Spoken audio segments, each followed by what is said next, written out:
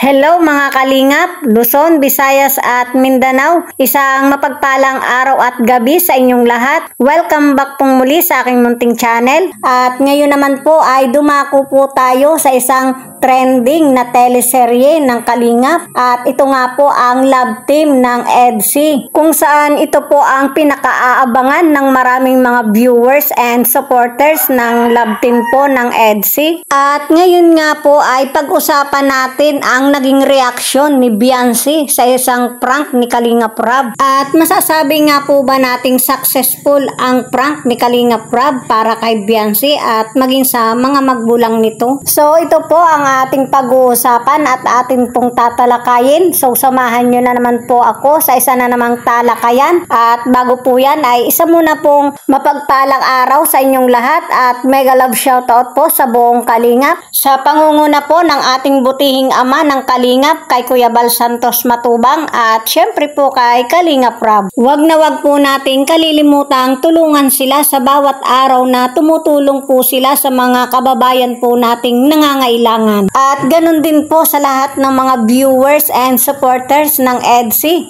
at maging sa mga silent viewers po natin at mga kababayan po nating mga OFW. At syempre po sa lahat po ng mga nag-subscribe sa aking munting YouTube channel, mega love shoutout po sa inyong lahat. At kung bago pa lamang po kayo sa ating munting YouTube channel, mag-like and subscribe na po kayo. Thank you so much. So yun nga po mga Kalingap, pag-usapan na nga po natin ang naging reaksyon ni Beyonce sa prank ni Kalingap Rab. Pero bago po yan ay nais ko lamang pong i-rewind sa inyo ang kahalagahan ng pagpaprank at kung saan nga po ito nagsimula. At kung naalala nyo po ang pagpaprank ni Kalingap Rab sa tandem po ng May Chris, dito nga po ay mapapansin po natin na walang kaalam-alam si Krista na papalitan na si Mikoy bilang kalab team niya. At ipinakilala na rin ni Kalingap Rab ang bago niyang katandem. At napaniwala naman po si Krista at dahil nga po dito ay lumabas ang tunay na nararamdaman ni Krista para kay Mikoy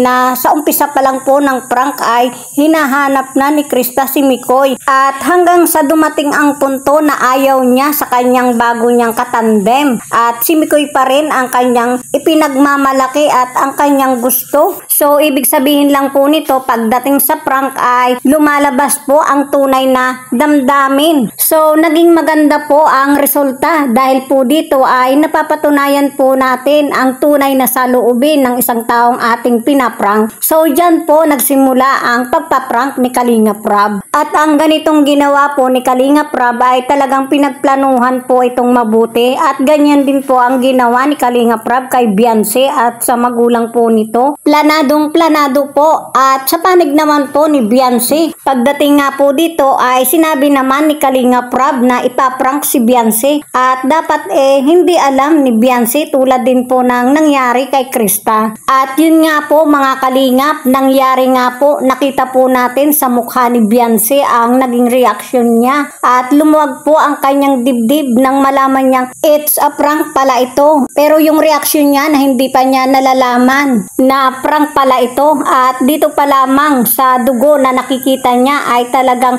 sobrang kumabog na ang kanyang dibdib. Ay grabe po talaga ang kanyang naging reaksyon. Sobrang nag-alala at hindi nga po alam niya ang kanyang gagawin. Halos mangiyak-ngiyak po siya sa mga pangyayari. Grabe mga Kalingap, talagang bigay todo po ang kanyang nararamdaman. Makatotohanan po talaga, patunay lang po ito na mahal na mahal niya si Papa Eds. At pagdating naman po kay Kalingap Edo, talagang grabe po ang saya na kanyang naramdaman. At dahil nga rin po dito ay grabe ang galing niya sa pag-acting. At maging ang mga Kalingap boys, grabe po ang naging galawan. Maging ang mga magulang ni Beyonce, hindi rin po alam na ito ay isang prank. At sobra din pong na-tense sa mga pangyayari na si Kalingap Edo nga po ay naaksidente. At yan po mga Kalingap, patunay lang po ito na ang pagpaprank ni Kalingap Rab ay naging maganda ang resulta. At sa kabilang banda, napakainam po ang ganitong pamamaraan para lang po mapatunayan natin ang tunay na saloobin ng mga taong kailangan nating mapatunayan na tama po talaga ang kanilang nararamdaman para sa isa't isa. So masasabi po natin na isang successful po ang pagpaprank prank ni Kalingap Rab para kay Viancy. At pagdating nga po sa feelings ng dalawa ni Papa Eds at ni Viancy, ramdam po talaga ni Papa Eds na sobrang nag-effort si Viancy sa mga pangyayari at sabay birong magiging okay lang siya basta merong kiss o hug man lang mula sa kanya. Grabe mga kalingap, kahit natetens pa rin si Viancy sa mga pangyayari ay talaga naman pong nakakakilig pa rin ang kanilang mga biruan. Kayo po mga kalingap, ano po ba ang inyong masasabi sa prank ni Kalingap Rab para kay Viancy? Nagustuhan niyo po ba? Or gusto niyo po bang maulit muli ang prank ni Kalingap Rab para kay Viancy? Para po sa akin, mas maganda na maiprank pong muli sa mga susunod pang mga pagkakataon. Dito po kasi mapapatunayan natin ang kanilang tunay na nararamdaman at tatag ng kanilang pagmamahalan para sa isa't isa. So yan po mga kalingap, hanggang dyan po muna ang ating update. Abangan nyo po ang mga susunod pa nating mga topic. Ingat po kayo palagi and thank you for watching. Thank you so much and God bless us.